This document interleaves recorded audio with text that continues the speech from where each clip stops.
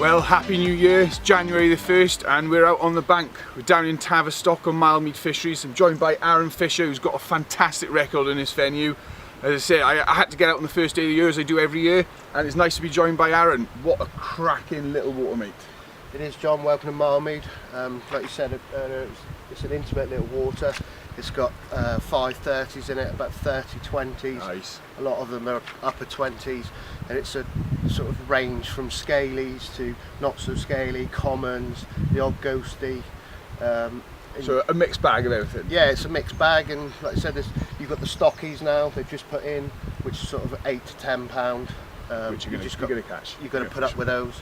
But like I said, you go up to sort of 34.1. I think the late record is now. So it's a little tiny water. Say we're talking 2-3 acres. But in these waters, as we all know, you've got to be riggy, you've got to be quiet, you've got to be on the fish. So say what we're going to do over this little session is show you the rigs that we're using, obviously the tactics we're using, and sort of tap Aaron for some of his knowledge on the venue. So say without further ado, it's time to get the bivvies up and get on with the session.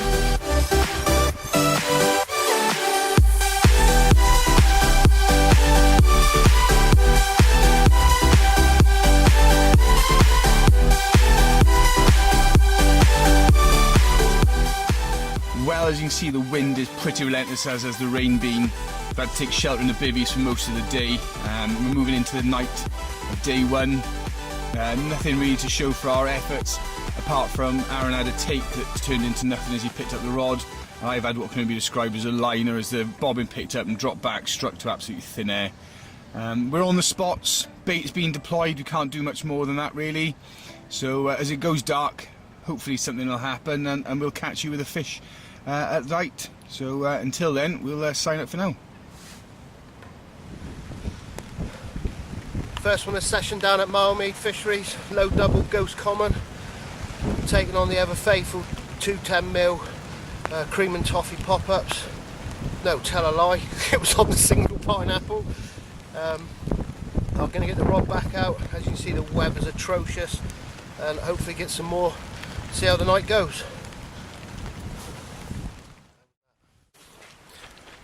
Well, morning day 2. After a night really of smaller fish, the stockies that we knew we'd have to wade through, recast the hinge stiff rig, ever faithful hinge stiff rig on a little small pop-up, tighter to the margin, and what I can only assume is a better fish has picked up, swirling in the margins, and yeah, so hopefully we'll get this in the net, and it's a better fish to ship. Yeah, it is a nice little double mirror. Oh, come on.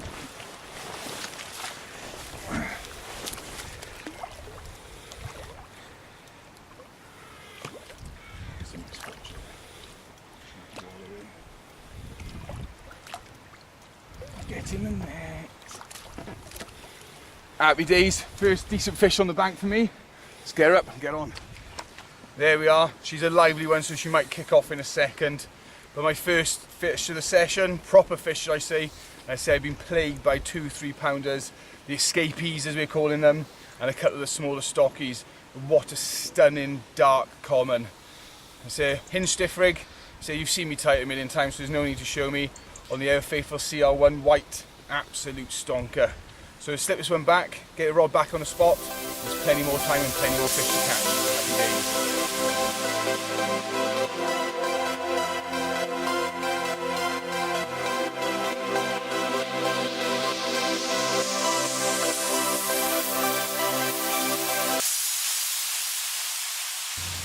I'm just going to take you through my swim at Milemead. I'm in peg 1, there's 7 pegs altogether.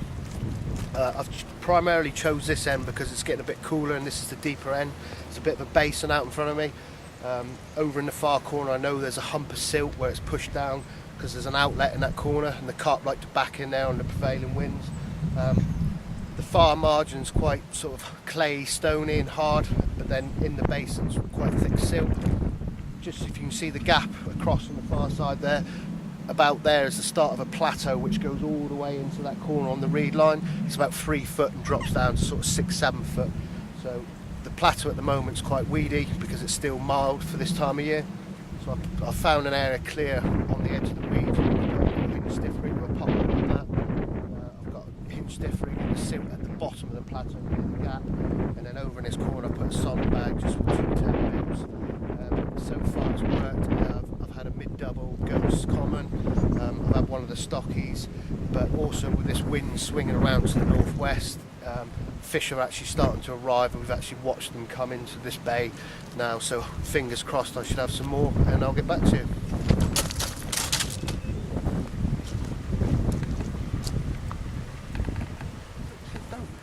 This is the rod that I was fishing at the bottom of the plateau over by the gap that I was showing you earlier. It's, I changed over to a single pineapple pop-up, fishing over the peanut crumbs still and a few peanut freebies, and it's just rattled off and it's nice looking dark mirror.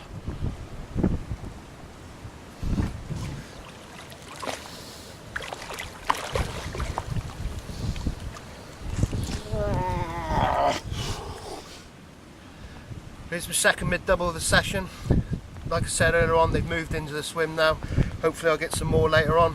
I'll get this one back in and get the rod back out.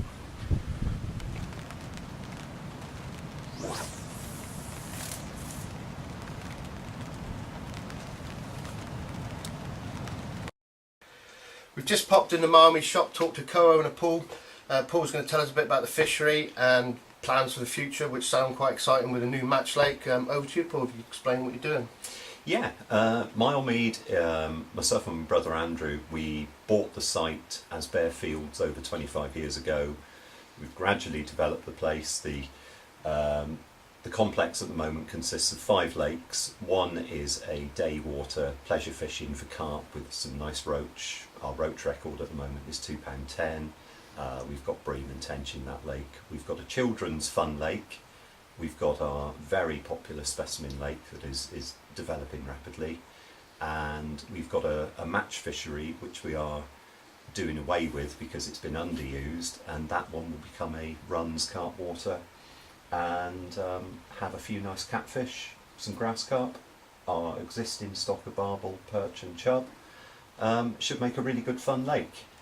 The specimen lake that has just grown so fast. Well, the fish have been phenomenal this year. The growth this year is amazing. We dug an extension a year ago which we've allowed to mature.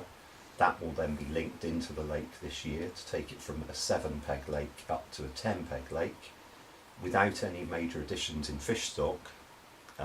So you know, we're not going to increase the amount of fish drastically, just hand pick a few nice fish to go in there.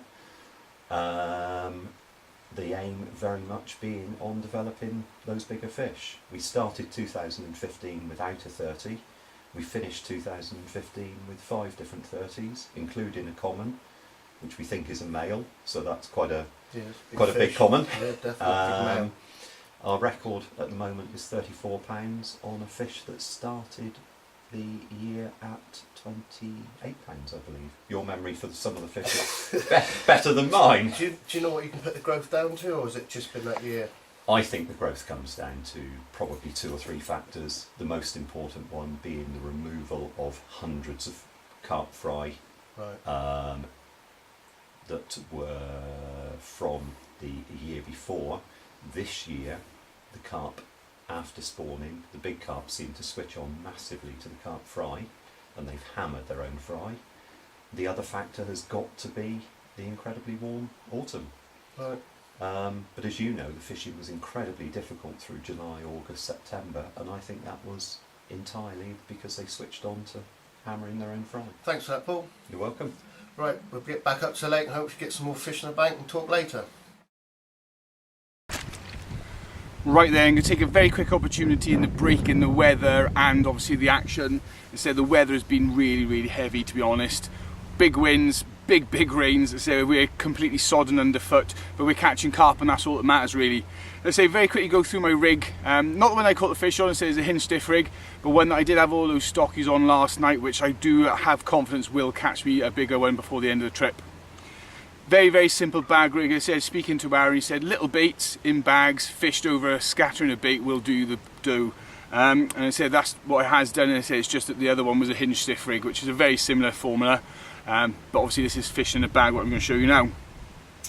So we start very short bit of sort of non-leaded lead core. This is the VAR, this downfall leader. And I say you'll know it from all my fishing. I won't go anywhere without this stuff. Phenomenal stuff.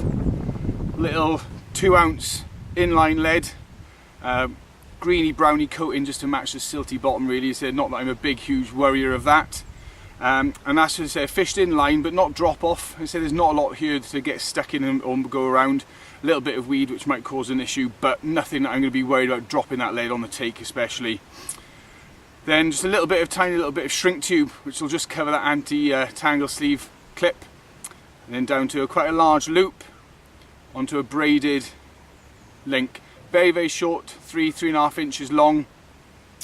Vardis gripper hook size 6. This is small bait, small hook, just how I fish them in a bag really. Then you've got a BB shot on the line, and then a trimmed down CR1 pop-up, designed for the lead to the actual counterbalance to sit on the deck, and this just to waft just above it.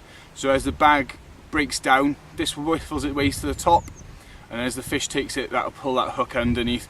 KD style knot on the rig, so that's going to flip and catch the lip every single time. Little edge I do on my bag rigs is I will roll a bit of putty around the link and then drag it down the hook link just to make the link behind the hook a little bit heavier, leaving a tiny gap just to create that sort of flip effect. So it gives you the sort of coated effect, but being able to stick it all into a bag. And that's it. I mean, the whole thing's less than 12 inches long, and it's done me 4 of the fish. Unfortunately, none of the bigger ones. But I said the mouths on these fish have been really small on some of the stocky fish, so it's a great test of the rig that's going to flip in and get into any size mouth. So I'm confident in that rig doing me a fish before the end of the session.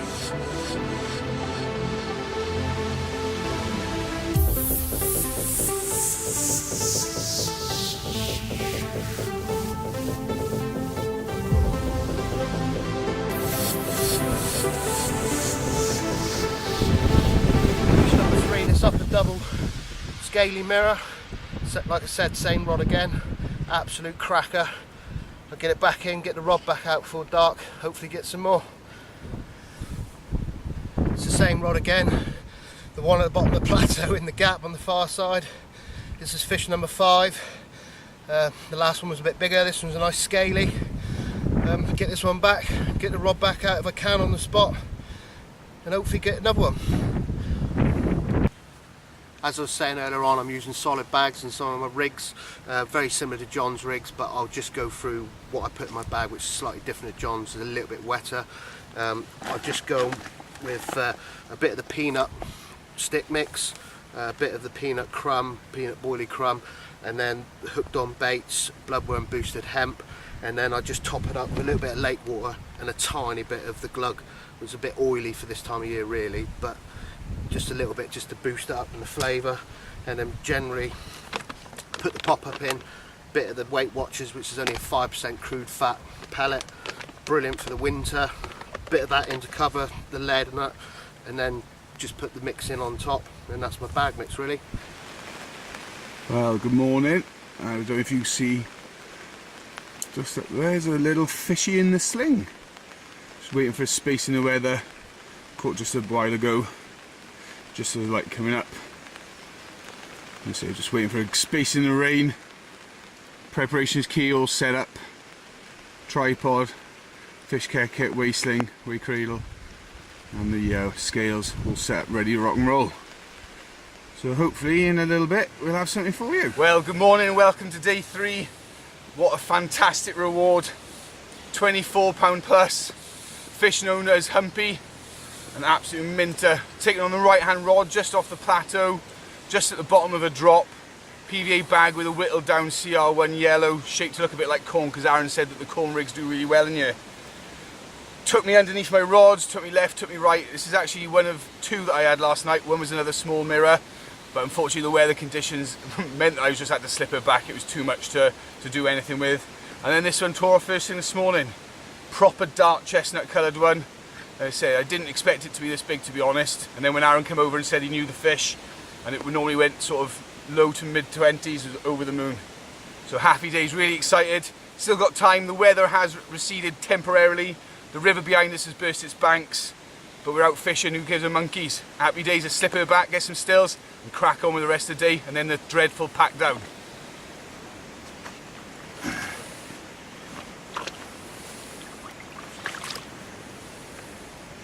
Proper wide.